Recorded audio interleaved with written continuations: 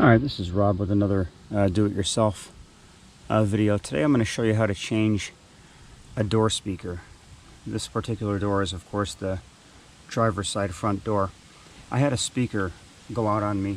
I suspect maybe water damage, not quite sure what I'm going to find when I get in there, but it's the only speaker in the car that has gone out on me. So, you know, these door speakers are kind of in a wet environment, especially when it rains. You got water that leaks down through the door. So I'm going to show you how to change this speaker. First off, you have to remove this little reflector here. There will be a screw behind there, and up here where the window switches are, take all your junk out of there, and underneath this rubber thing, let me get all my garbage out of here, change and everything. You just lift this piece up.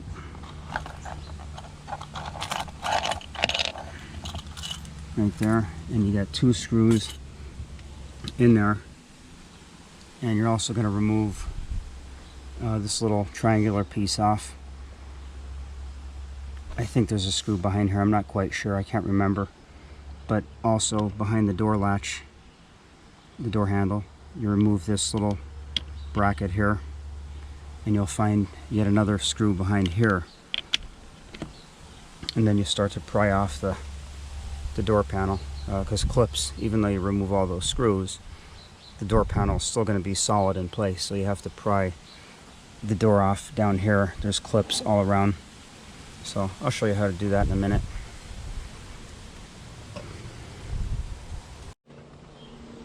Alright, so as I said, you got to take off this reflector that's right here. The screw inside there is 9/32 or metric equivalent is fine. And up here, the two screws that hold the window control down, they are T30 Torx. And up here, the triangular trim piece, there's nothing holding it on here. You got to remove that to lift the door panel up off there.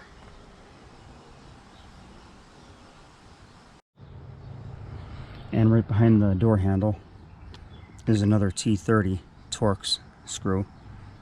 These three screws, that one and these two right here and this one down here, they must be removed or you're not getting the door panel off without breaking it. So make sure you remove all four of those screws, and then you'll remove your window control, which will pry up, and then you'll pull it out and unplug it.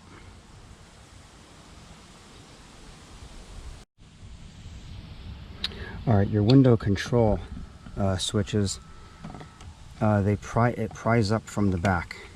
There's your clip right here.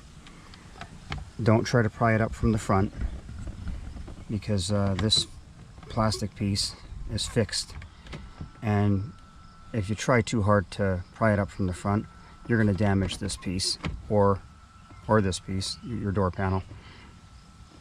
As far as this piece goes, that stays on.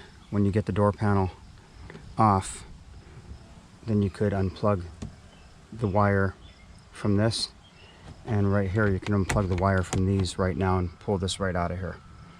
So you'll have to take those off.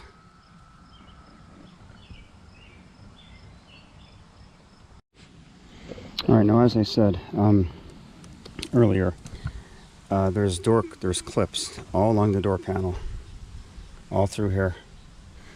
You just put a screwdriver behind here and pop each one as you go around and back up, and then the door panel will lift right off. Before you start any electrical job, I did forget to mention one thing. Always unhook the negative terminal from your battery when you're working on electrical stuff, because for one thing, your dome light's going to be on the whole time doing this job, and if you're doing this for a couple hours, you're just going to run your battery down senselessly, so don't do that. Unhook the battery, and then you'll lift this door panel right up and then out, and you'll unhook the wire from your door lock here. The door lock here stays in place. You don't do anything with that, it just stays right where it's at.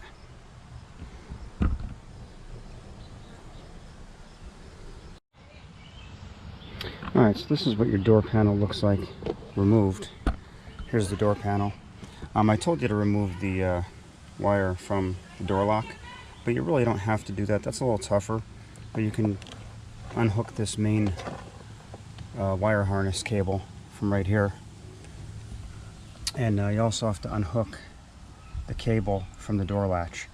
You'll use needle nose pliers to unclip this out of where it seats in right here.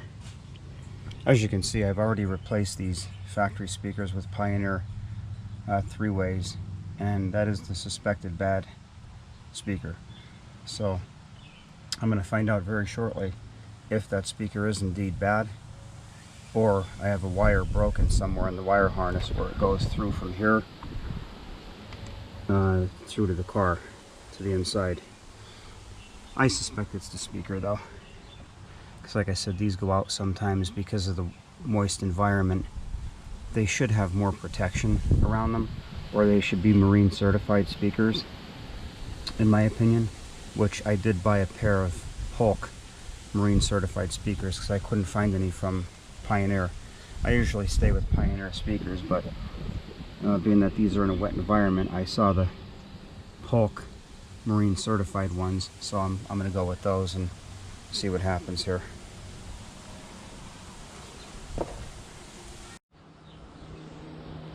Alright, so when I got to the speaker, I took the speaker out, the screws out, and I took a look at the speaker thoroughly, and I determined that the speaker is not blown. But as I was pulling the speaker out of the hole, the mounting bracket right there, look what happened.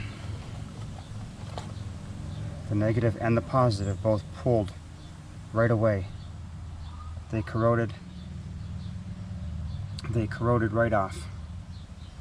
So there's my problem.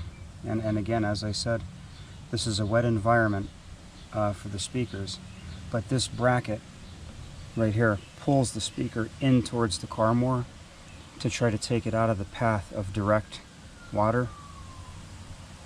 But the moist environment was still too much for these wires.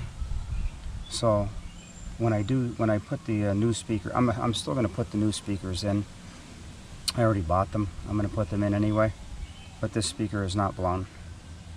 So what I'm going to do is maybe heat shrink or put some liquid tape around the ends to try to seal the ends up a little bit better to these two electrical connectors right here, to see if I could seal everything up a little bit better. Make sure you inspect your plug, and of course your wires going into the plug, to make sure you have no other corroded wires. So, but there's my problem right there. And if you have a door speaker go out on the other side, of course the same thing applies. This is a 2006 Impala, and I'm sure that this applies to a wide range of cars, not just the Impala, because the door speakers are in that wet environment. So I'm sure you could use this video, you know, to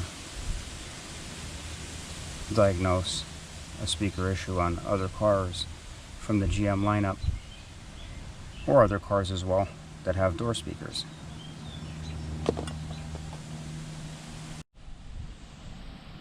Alright, so I decided that I'm going to go, even though that speaker turned out not to be blown on account of these corroded wires, I decided that I'm going to go with the Polks anyway, because again, they are a marine certified speaker. So I'm going to splice the new wires into the old plug, of course, cut off the corroded pieces and strip the wires, and I'm going to use this liquid tape to seal the ends. I'm going to solder the wires together and seal the ends with this liquid tape here, and I'm also going to seal with liquid tape right around the end here to just kind of waterproof that, and right here as well on this connector, just to take some precautionary measures before I put this back in, because you know it's kind of a pain in the butt to change these speakers out. So you could take precautionary measures to prevent that from happening in the future.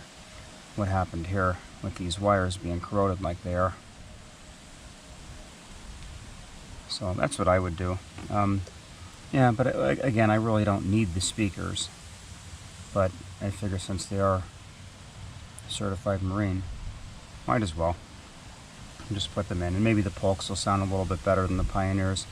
I'm not sure. I always swore by Pioneers. I'm not sure how Polk is for the car, but we'll see. Here's the this is the Polk speaker right here. It seems like a pretty decent speaker. They're definitely more money than the Pioneer equivalent of that speaker by about 20 bucks or so. But you're probably also paying for that marine style certification on it as well. Alright, here's something else I want to point out. As I started to cut these wires, to splice in the wires for my new Polk speakers, is you're going to want to cut these wires back from the corrosion, because believe it or not, the corrosion creeps right up inside the wire casing. I've had to cut probably about 5 inches off these wires to get to the point where I didn't find any corrosion in the wires. So make sure you do that, otherwise you'll be ripping this door panel right back off again and doing it all over. So, you know, the water, I guess it just creeps up into the strands, and you can see the white corrosion falling out. In fact, the first few times I tried to strip the wire casing off the wire actually broke. The stripper didn't, the stripper tool that I use right here didn't take the casing off. It broke the whole wire right off. So you're going to want to make sure you cut these wires back about 5 inches. I don't have too much left on there, so I can't really cut back too much further. So make sure you do that. Important step. Alright, so here's what the wires look like after I soldered the new Polk wires to the GM plug. I soldered them together, and I used that rubber cement, the rubber liquid tape, on the solder. And before I did that, though, I kind of put some electrical tape around the base just to keep the wires kind of closer together. And then I put the rubber cement on to seal those wires up. And I also sealed the plug up, you can see right there. I sealed the plug up on that end so water doesn't run down in there. And I sealed this plug up too. Just some preventive measures to hopefully ward off any corrosion that's going to creep back up into these wires again. So I would consider doing that. You know, don't just replace the speaker and be done with it, because, you know, again, I had replaced these speakers already with Pioneers, and here I am a few years later, you know, with some corrosion. Although that corrosion could have been building up in those wires before, you know, when the factory speakers were still in here. So, you know, just do some preventive measures, you know, so you don't have to rip it back apart again. Alright, so I kind of got a little bit of ahead of myself here. I went and put the speaker, I mounted the speaker in the bracket, you know, with the clips that they provide you and the screws that they provide you with the Polk speaker. And so I went and put my my plug, I attached my speaker harness back to the factory, to the car harness itself. And so all you got to really do is just mount the bracket back in with the speaker already in it, and there's only one screw that holds that in place, and so you'll just put your screw back in, snug it up a little bit, and then you're ready to put your door panel back on. Just make sure you hook up your main harness and your door latch cable, and when you put the panel back on, you'll slide it down over the slip here. You'll slide it down and you'll push the clips back in. The clips are here, here, here, here, right there. you'll know when you got it flush. You know, you just got to give it a good tap with your hand. No need to hit it too hard, and that'll pop it back in place and makes you put all your screws back in. And that's it. That's changing a speaker in a left front or right front. Same thing, just in reverse order, or the other door actually. So it's pretty simple. It's not a hard job. So hopefully this video helped you out, you know, with an Impala or some other GM car with a door speaker, or any other car with a door speaker for that matter, because it's all the same concept. Thanks for watching.